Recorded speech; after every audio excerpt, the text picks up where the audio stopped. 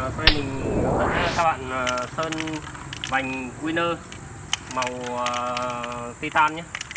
Điều đầu tiên chúng ta để sơn được cái vành này lên màu titan, chúng ta phải có một lớp sơn lót màu trắng nâu để tiến hành sơn. Khi sơn các bạn nhớ sơn cái bình xịt sơn nó cái khoảng cách của từ cái miệng bình xịt đây đến cái chỗ bề mặt sơn nó chỉ tầm khoảng 15 đến 20 phân thôi nhé. Và chúng ta xịt đều, không được xịt quá mạnh. Nếu mà xịt mạnh thì nó sẽ chảy sơn. Các bạn xem nhé.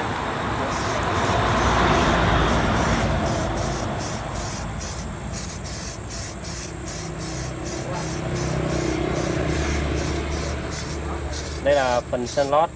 Phần sơn lót này là phần quyết định độ bền của cái bề mặt sơn. Cái sơn nó có bền hay không nó ở cái phần sơn lót này.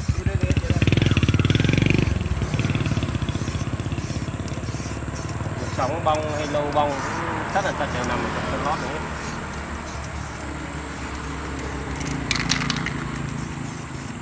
Sau khi sơn hết một lượt sơn lót màu nâu này, màu nâu xám này, chúng ta sẽ tiến hành sơn đến phần sơn nền.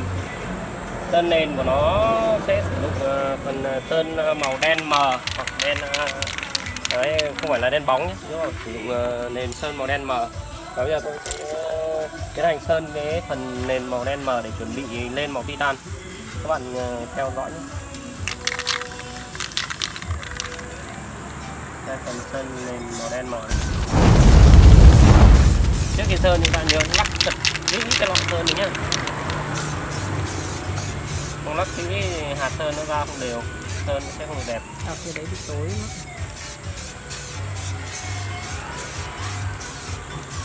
quá. Hai tối.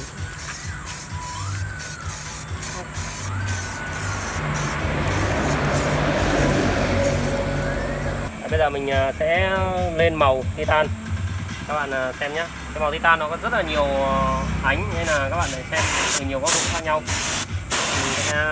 Hôm nay là mình làm video hướng dẫn full cách lên màu titan cho vành Winner.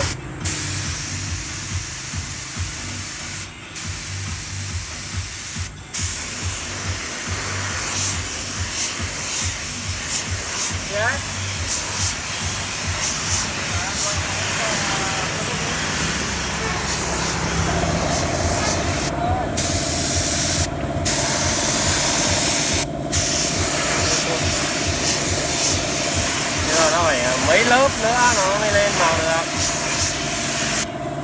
Cứ từ từ bình tĩnh.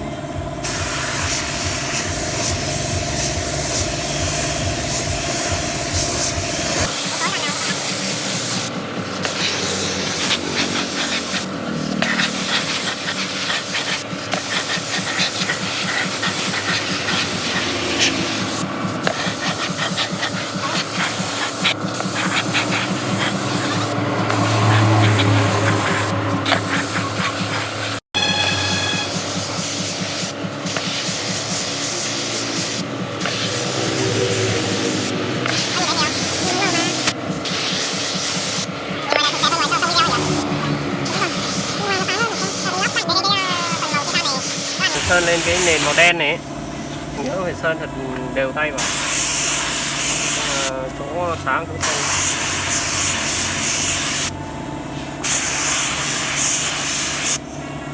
Cái này nó là sơn xịt thôi, nhưng mà tôi tháo vào thôi, cho cái xuống sơn để sơn để nó tiết kiệm sơn mà sơn nó đẹp hơn.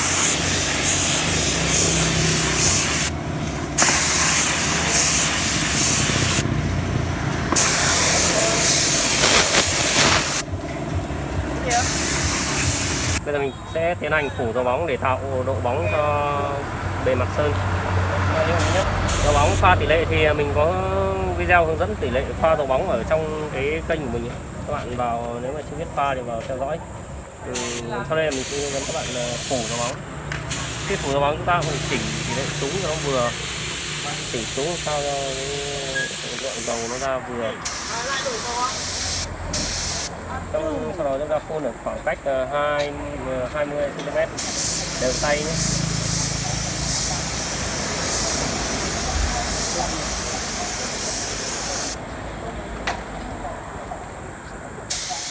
Da gì không à?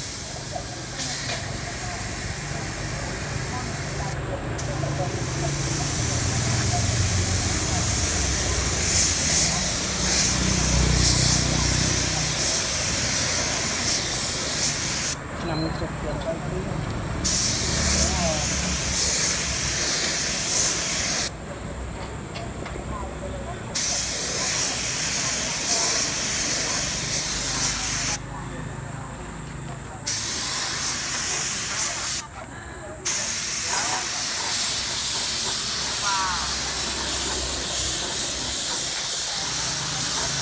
Sản phẩm khi đã được sơn hoàn chỉnh